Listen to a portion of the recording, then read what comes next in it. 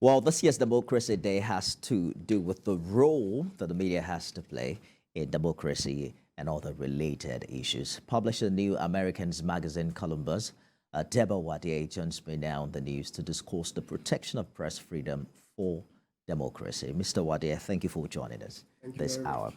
So we're told that you're in Nigeria for the launch of a book that has to talk about the role of journalists during the June 12th. Much talked about June 12, 1993. There's been a lot of write-ups, a lot of books as regards to what is this particular book hoping to correct, or what angle is it exploring the story from?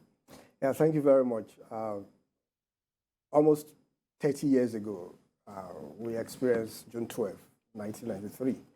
And there were some players, in that period that probably were not appreciated, but played very critical role in that period. And those players were journalists. And we came together and decided that we need to correct some things out there that were not really correct. And because we were players, we decided to start putting this together in the last 2 years, 2020. And this year we were able to complete it. And so we titled the book, Nigeria's Aborted Third Republic and the June 12 Deba Reporter's Account.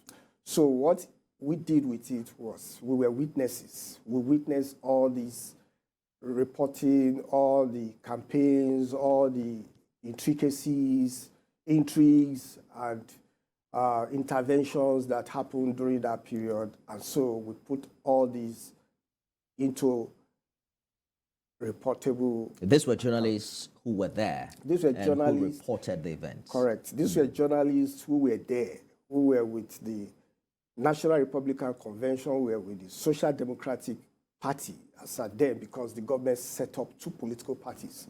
And so these were journalists that were there even before the political parties were set up, when it was just National Electoral Commission, and when it was just going to election without political parties. It's a pre-election year, so I'd like us to compare because you were one of those journalists, correct, what you witnessed 30 years before and now 30 years after, because Democracy Day this year has to do with the importance of media freedom for democracy. Would you say that media freedom is more established 30 years after in Nigeria?